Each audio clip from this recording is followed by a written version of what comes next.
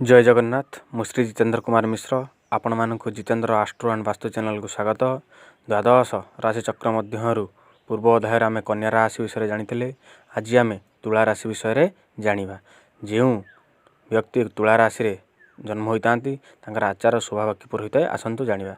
तुला राशि जात व्यक्ति देवता ब्राह्मण साधु सेवा कर अर्थात देवता मानक भगवान को भक्ति करता साधु एवं पर सेवार सर्वदा लगी रही था। पवित्र देहधारी सूचिवंत प्राज्ञ अर्थात ज्ञानी कृषदेही और वाणिज्य प्रिय और सम्मानवंत सब से लोक पाखु सम्मान पाई था।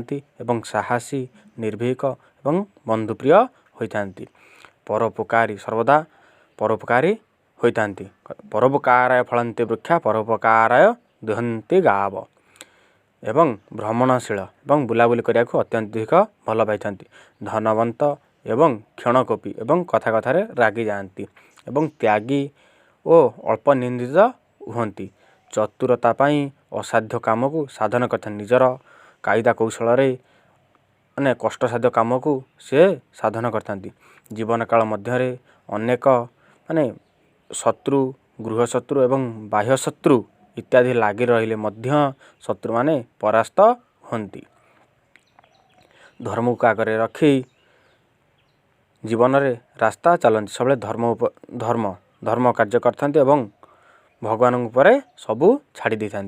तुला राशि अधिपति होती शुक्र एवं शुभ संख्या होची 1, 3, 7, 9। शुभवार होची शनिवार बुधवार शुक्रवार। शुभ रंग होची कमला धला। शुभ धातु होची रूपा। घात संख्या होची 5, 8। घातवार होची गुरुवार।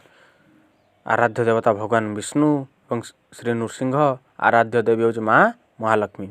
जदि ये भिडियोटी आपण मानक भल लगिला लाइक करंतु शेयर करंतु सब्सक्राइब करंतु। धन्यवाद। जय जगन्नाथ।